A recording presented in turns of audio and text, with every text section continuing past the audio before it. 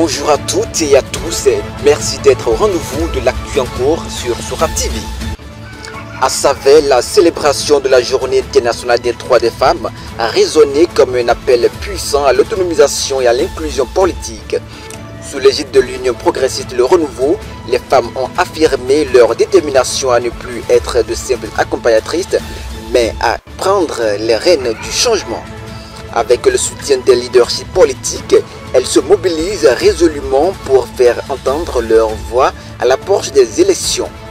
Unies et audacieuses, elles sont prêtes à diriger. Dans le régime Talon, ils ont amélioré les choses et on a au moins quelques femmes à l'Assemblée nationale.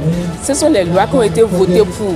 Et c'est le moment pour moi aussi de profiter et de demander cette doléance au président de la République qu'il faut que cette loi, qu'on vote des lois pareilles pour les élections communales, pour que les femmes puissent être représentées désormais au niveau des conseils communaux.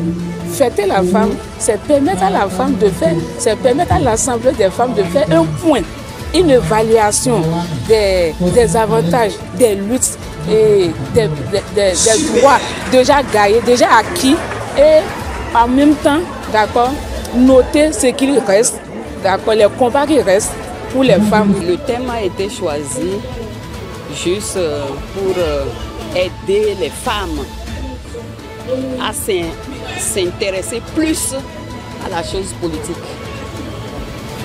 Nous remarquons que souvent la femme ne tient pas réellement compte de son pouvoir. Et elle ne fait que applaudir les hommes, que les hommes m'en excusent, applaudir les hommes et c'est les hommes, c'est la femme qui amène l'homme à réussir à l'élection. Alors que la femme même aujourd'hui peut se battre. Je suis prête à le faire en sensibilisant les femmes comme moi. Leur parler du bien fondé de la politique. Leur parler de l'autonomisation de soi-même. Parlons agriculture. Le ministère de l'Environnement du Canada, en collaboration avec PIH Bénin et le programme de coopération climatique internationale, a lancé le projet Semer pour demain, solutions agricoles pour un Saint-Valois résilient lors d'un atelier à Saint-Valois le 16 juin 2025. Sous la direction d'Assobag Bayinou, ce projet promet d'apporter des solutions face aux défis agricoles liés au changement climatique, offrant ainsi un nouvel espoir aux agriculteurs de la région, notamment à Kpapavissa, où les bénéficiaires expriment leur gratitude pour les impacts positifs tant agricoles que sociaux de cette initiative. Les objectifs de notre rencontre, c'est un lancement des activités de l'un de nos projets intitulé Semer pour demain, solutions agricoles pour un Saint-Valois résilient. Donc c'est les activités de ce projet que nous avons lancé aujourd'hui. Après ce lancement, c'est la mise en œuvre du projet, parce que c'est un projet qui vise à accompagner les producteurs et productrices pour faire face au changement climatique. Nous à Savet, où l'entrepreneuriat prend un nouvel élan grâce à l'accompagnement du docteur Louis-Max Sognon. Des jeunes motivés viennent de recevoir leurs attestations après une formation intensive dans des domaines variés tels que la décoration événementielle, l'élevage et la fabrication de produits artisanaux. Les autorités locales les encouragent à mettre en pratique leurs nouvelles compétences, tandis que les bénéficiaires expriment leur gratitude pour cette opportunité d'autonomisation. Une initiative qui s'inscrit parfaitement dans le programme d'action du gouvernement pour un avenir entrepreneurial prometteur.